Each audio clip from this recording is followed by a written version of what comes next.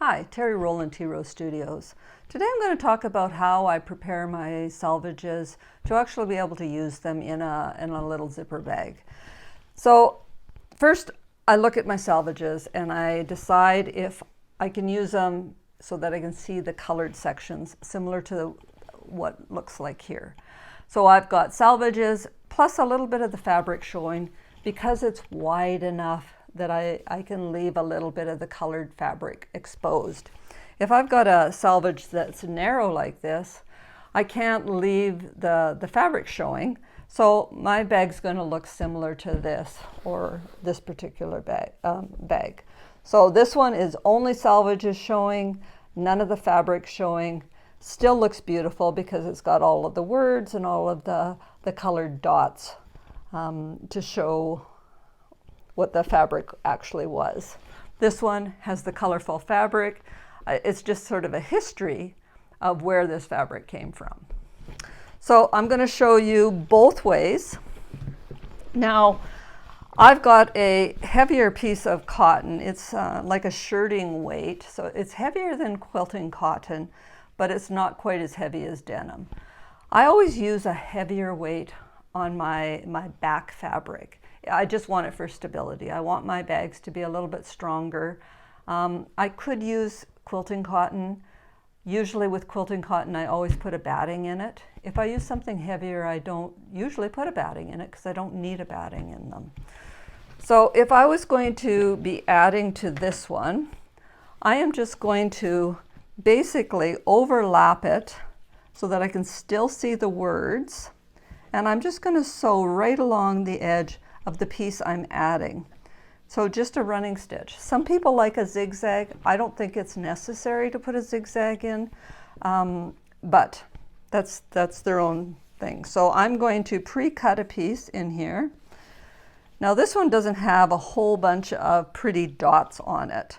It's narrow, but it doesn't have a lot of dots. It's mostly words. I would probably go through my bucket and find one that has some more colors to it and kind of alternate them. So something like that could be used here, and you can see how much more interesting that would be opposed to just the words. So I'll save the words for the next row, but on this row I'm going to add some dots right like that.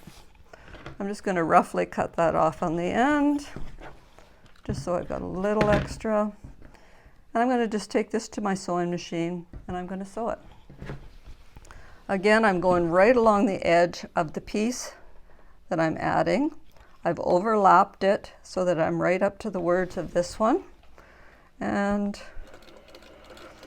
I usually use a white or a light colored thread, one that's similar to the color of that particular background of that selvage.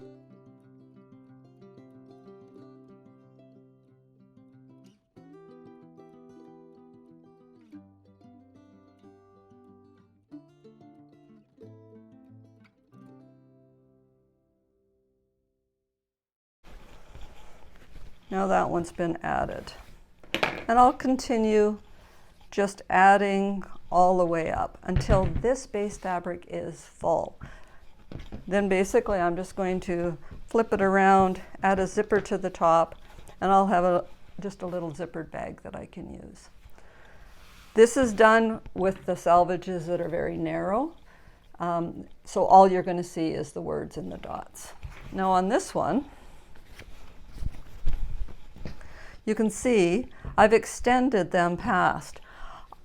When I process my scraps, if I've got it, I usually cut mine at 1.5 inches. So I've got the 1.5 inch mark right along the edge, and I would cut that off. Doesn't have to be cut off. I can just space this out enough.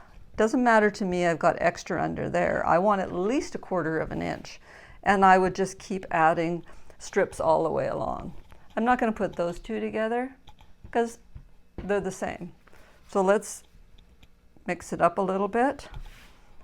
Again, I'm not putting it right next to it. I'm going to space it out because I've got enough fabric underneath that it's overlapping, and I'm going to sew that row.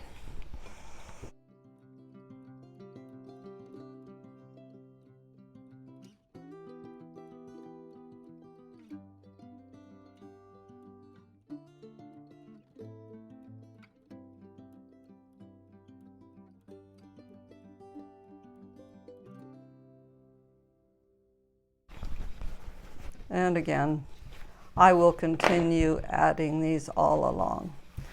Now, if you want to make a bag that you want, like these bags are going to be built something like this. This is too long. It'll be approximately like that.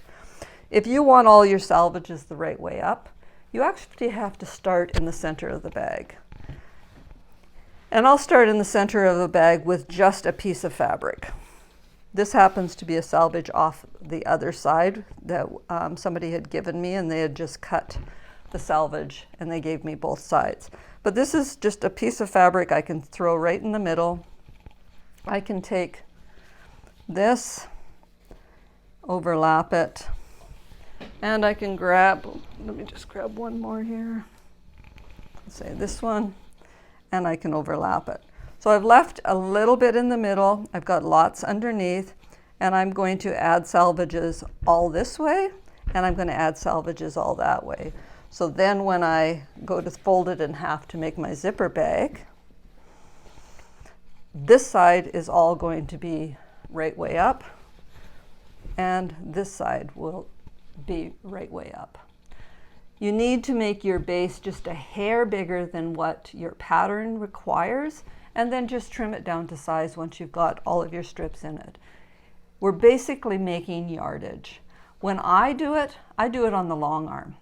I love doing it on the long arm because I can go the whole width of the piece of fabric I'm using. And because I'm using home decor fabric, it comes 60 wide. So I'm building a piece of fabric that's 60 wide by however long I need to make it to cut out the bottom of the bag and the side of the bag and the handles of the bag. So now the one thing I should show you, if you're going to do longer ones, there's a certain way you can join them, because not everybody is going to have a 60-inch length of selvage. A lot of times you've got really short lengths. So let's say, let me grab one more here. Here's a nice, oh, this one's longer, but I'm going to show you how to join it. So if I wanted to join this right here, and I wanted to join it with this particular piece of fabric, so I want to join right here. I'm first going to start sewing along this way. I'm just going to do that. And I'm going to sew to the end of that piece of selvage.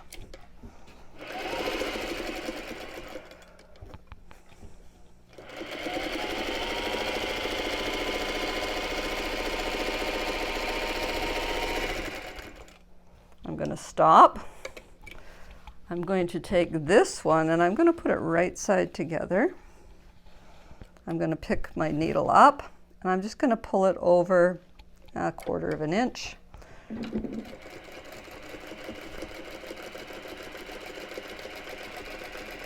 I'm going to let me figure out how to backtrack here. So I'm reversing it. I'm going off the edge of that selvage. One more stitch. I'm going to stop. I'm going to pull this one this way. I'm going to lift my needle, put it back on top of the selvage, and I'm going to continue sewing forward. Right along the edge of that selvage.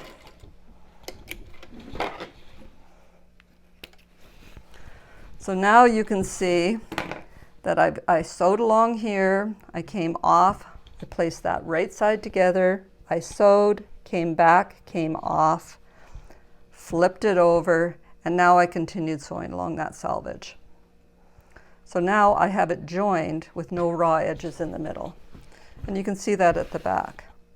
It's not going to affect it anyway, but you can use your small bits of salvages that way. I usually use the same color on this side as that side, so these two would have made a great one to seam together. But just to show you, that's how I do it. And then the next one that I'm going to put on is going to go right over top again. And I'll play around a little bit with my salvages to try and center words or different areas of that particular selvage, just to make it more interesting. I hope that helps you. That's how I process my scraps so that I can make yardage, so that I can cut out individual pieces. And you can do this with any of your bag patterns. So if you wanted to have just a feature pocket on a particular bag, you could do it with Salvages.